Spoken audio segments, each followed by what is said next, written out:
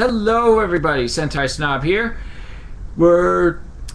Today is part 2 of my Sentai Snob Hanukkah special to you all. This time we'll be talking to I Am Tom in the UK. How you doing, Tom? I'm fine. Alright. Well, first off, let's set our chronomorphers back to 1997. And let's begin to talk about Power Rangers Turbo. Why did you like it, Tom? There was a number of reasons. I quite liked the costumes.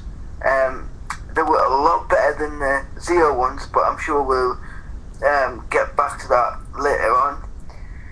I thought that the change of Ranger cast was quite a brave move to do, and it seemed to work. Well, originally, Jason David Frank and Catherine Sutherland were the only two supposed to leave, but they decided, what the heck, let's replace the cast in full.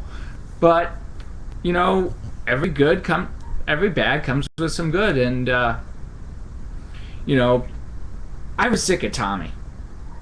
And yeah, I can agree with that. I mean, TJ was a big step up. I mean, not just for fans who were African American, but, you know, why did you think it was better?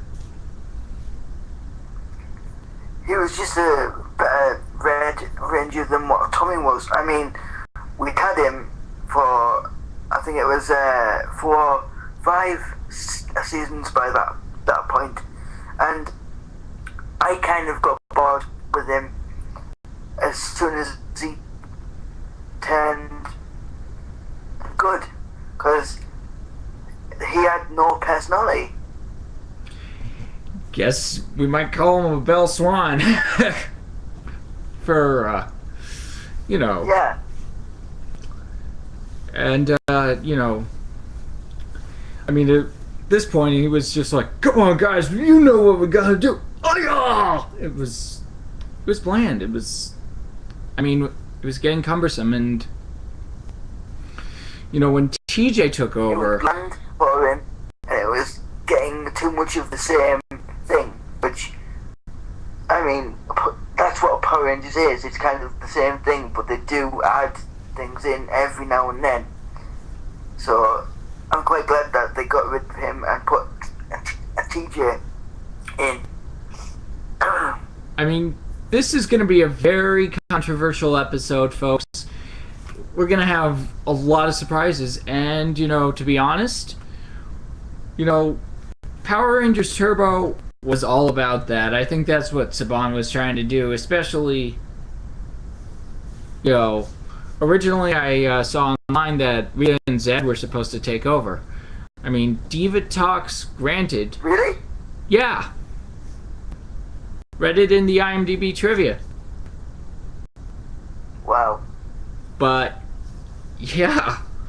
But, you know, granted, Power Rangers is for kids, and we need to respect that. But, Yep. you know, usually kids love the same sort of formula. Monster appears, monster grow. Actually, monster appears. Rangers have strategy to beat monster. Monster grows. Battle with giant robot. The day is saved. But with Turbo, they actually took a few surprises. I mean, I actually thought that Demetria was a much better head than Zordon was. For example. Why is that? Well, she actually didn't give the Rangers straight up advice. She didn't say, oh, you need to use these bikes to defeat the monster. You don't... She gave the new cast the turbine laser, I think it was, and that's it. And that's all she did. I mean, what I liked is when the old cast was there, she would ask questions to help guide them. She wouldn't say, oh, this is your new such and such, for example. Yeah.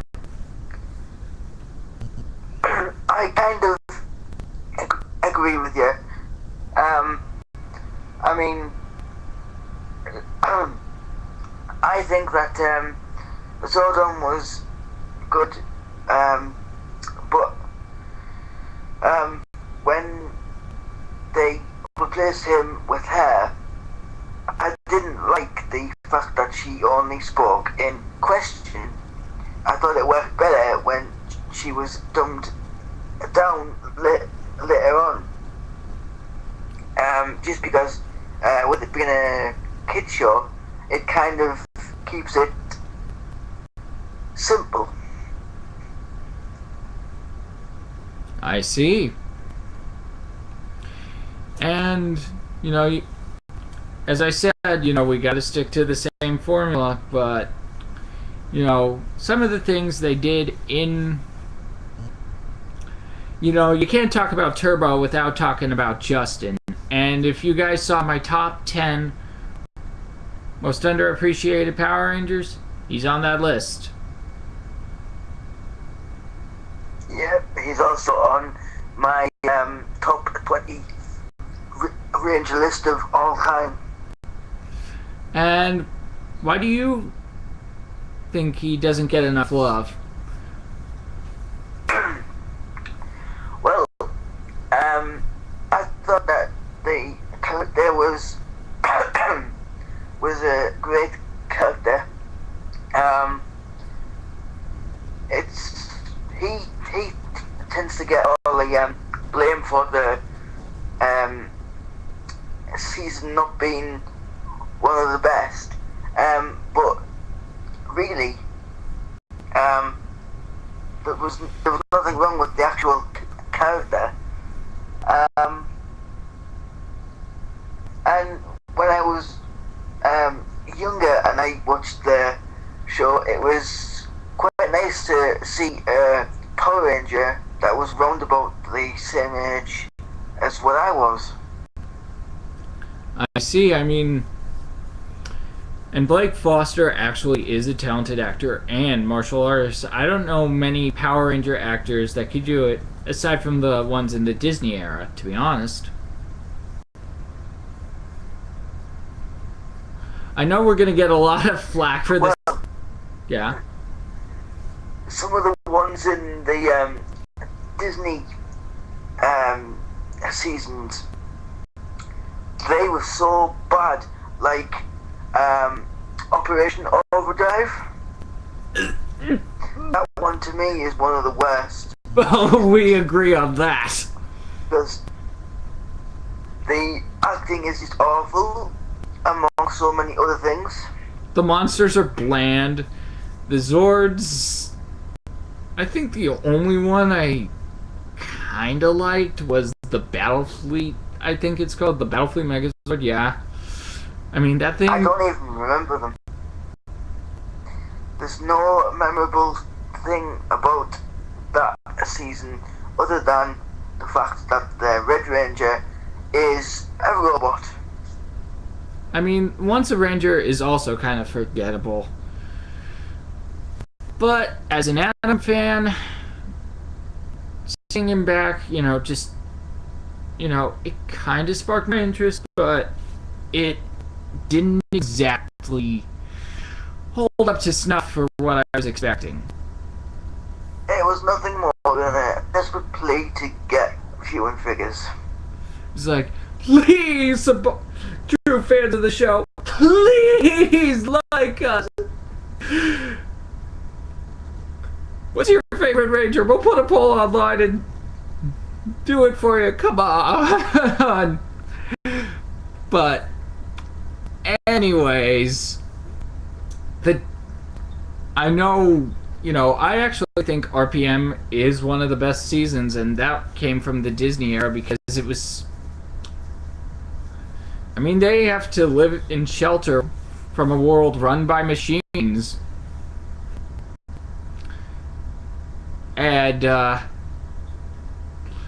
you know, that season actually didn't feel like Power Rangers at all. But, well.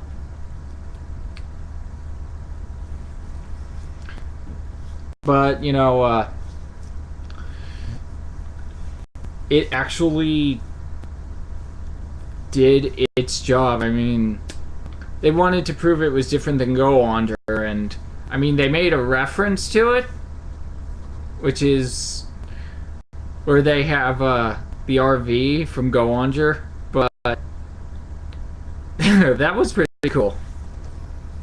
And, anyways, we'll be taking a short break, and when we get back, we're going to talk about Power Rangers Zeo and the blue successor line. So don't go anywhere. This is part 1 of my chat with I Am Tom. Have a pleasant holiday season, everybody. And stay tuned for part 2. This will be a trilogy.